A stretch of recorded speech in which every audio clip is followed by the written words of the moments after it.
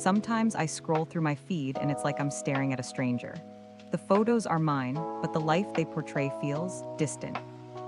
I've spent years crafting this image, obsessing over filters, angles, and captions, trying to build a perfect online existence instead of just living one.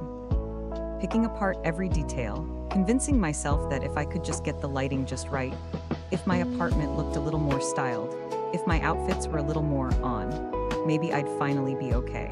But the truth is, no matter how many plants I add, how many curated bookshelves I build, that hollow feeling inside always lingers. I don't even remember the first time I started feeling this way. Maybe it wasn't one moment, maybe it was 1,000 tiny ones. Every comparison, every perfect Instagram feed, every influencer trip I envied. Every time I failed to capture that effortless vibe and told myself, see, you're just not good enough. It's strange how those small thoughts become a habit. After a while, you don't even need anyone else to criticize you. You do it yourself automatically, like breathing, describing the inner voice. Some mornings I wake up and before I even check my phone, that voice is already there. Not enough, too basic, unoriginal. And I believe it because it sounds like me. I try to distract myself with scrolling, editing, planning, anything that keeps me from being alone with that voice.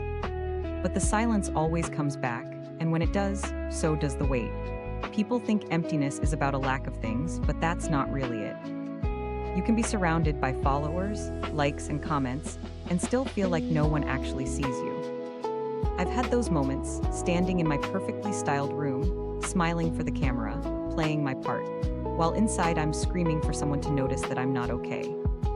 But no one ever does because I've gotten too good at pretending.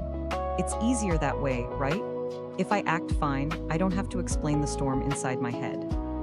I've asked myself 100 times, why do I chase this aesthetic so much?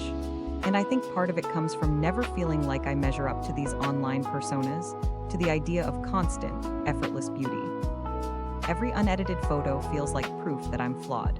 Every genuine moment feels too messy. I'll hear someone say, your feed looks amazing. And my first instinct is to argue with them. I've realized it's not that I want to be miserable. It's that this curated perfection became familiar. And familiar can start to feel safe even when it's burying me. But there are moments, tiny quiet moments that remind me genuine joy isn't gone forever.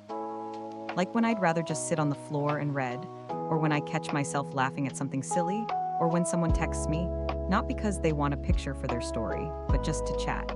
Those moments don't fix everything, but they remind me that I'm still here. That maybe beneath all the filters, there's still a version of me worth saving. For the longest time, I thought happiness was this music, big event, something you reach after you're perfectly styled, after you're perpetually on.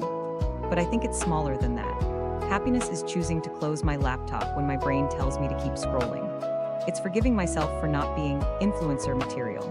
It's letting myself feel proud for surviving the pressure of constant comparison. It's realizing you can still build a life even while carrying the parts of yourself that feel inadequate.